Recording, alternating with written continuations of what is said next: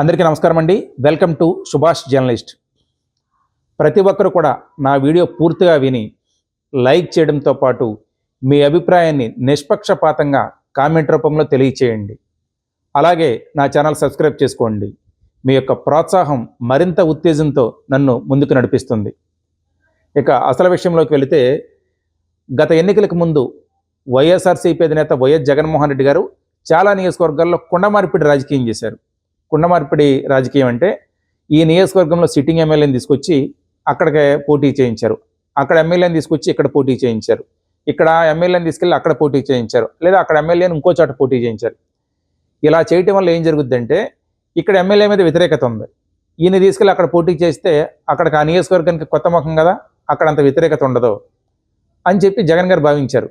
అయితే ఆయన అంచనాలు లెక్కలన్నీ పూర్తిగా తలకిందులయ్యాయి. ఇలా కుండ మార్పిడి అంటే స్థానచలనం చేసిన ఎమ్మెల్యేలందరూ నాయకులందరూ కూడా చిత్తుచిత్తుగా ఓడిపోయారు అయింది. అయితే ఇప్పుడు మళ్ళీ వారిలో చాలామంది పాత నియోజకవర్గాలకు వచ్చేయాలని చెప్పి విశ్వ ప్రయత్నాలు మొదలు పెడుతున్నారు.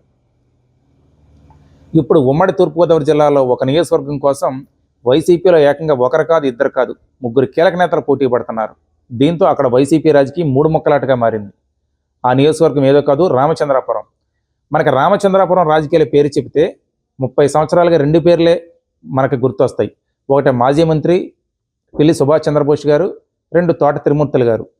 1989 నుంచి 2019 వరకు, అంటే ఈ 30 సంవత్సరాల కాలంలో బోస్ గారు, త్రిమూర్తులు గారు ఏ పార్టీలో ఉన్నా కూడా వాళ్ళిద్దరే ప్రత్యర్థులుగా ఉండేవాళ్ళు.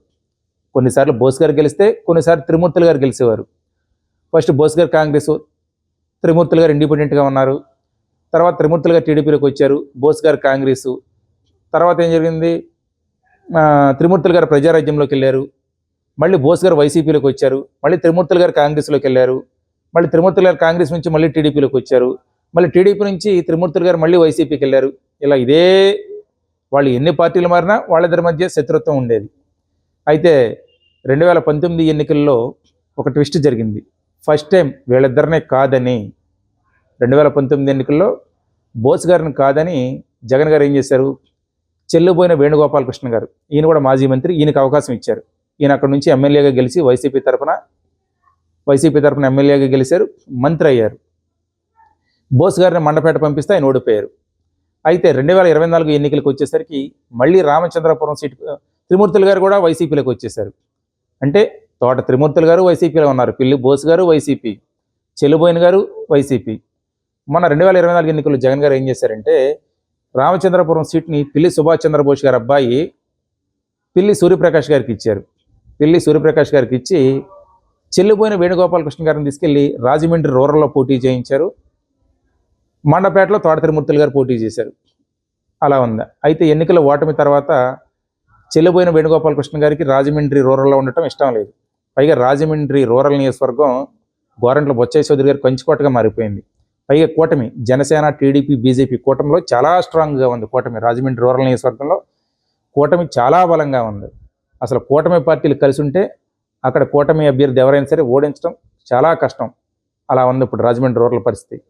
అక్కడ నాకు వర్కౌట్ అవుదని ఆయనకు తెలిసిపోయింది, ఎవరికి, మన చెల్లుబోయిన వేణుగారికి తెలిసిపోయి నాకు రామచంద్రపురం కావాలని చెప్పి జగన్ గారి దగ్గర లాబింగ్ మొదలెట్టారు. జగన్ గారు పట్టించుకోవట్లే. తోట త్రిమూర్తులు గారు ఉండటానికి మండపేటలో ఉన్నారు, కానీ ఆయన మనసంతా కూడా రామచంద్రపురం మీదే ఉంది. ఎందుకంటే 35 సంవత్సరాలు అక్కడ రాజకీయం చేశాడు ఆయన. ఆయన అనుచరులు, ఆయన బలం మొత్తం కూడా రామచంద్రపురంలో కేంద్రీకృతమై ఉంది. మండపేట టీడీపీ కంచుకోట. పైగా సామాజిక సమీకరణలు, క్యాస్ట్ ఈక్వేషన్ల పరంగా కూడా త్రిమూర్తులు గారికి అంత సేఫ్ సీట్ కాదు మండపేట. పైగా 4 సార్లు వరుసగా గెలుతున్నారు అక్కడ టీడీపీ ఎమ్మెల్యే వైగుళ్ళు జోగేశ్వరరావు గారు. అక్కడ కూడా నేను గెలవనని చెప్పి త్రిమూర్తులు గారికి సీన్ అర్థమైంది. ఆయన కూడా రామచంద్రపురం సీటే కావాలంటున్నారు. ఇక్కడ పిల్లి బోస్ గారు అబ్బాయి ఉన్నారు, బోస్ గారికి రామచంద్రపురం కంచుకోట. ఆయన వాళ్ళ అబ్బాయిని తప్పిస్తే ఆయనకు కోపం వస్తుంది. అందుకని రామచంద్రపురం నాకే కావాలంటున్నాడు ఆయన. ఒకవేళ కాదు కూడదని బోస్ గారి అబ్బాయిని తప్పిస్తే బోస్ గారికి కోపం వస్తుంది, ఆయన ఏ నిర్ణయమైనా తీసుకుంటాడు. ఇండిపెండెంట్గానే పోటీ చేస్తానని సిగ్నల్స్ వదులుతున్నారంట ఇప్పటికే.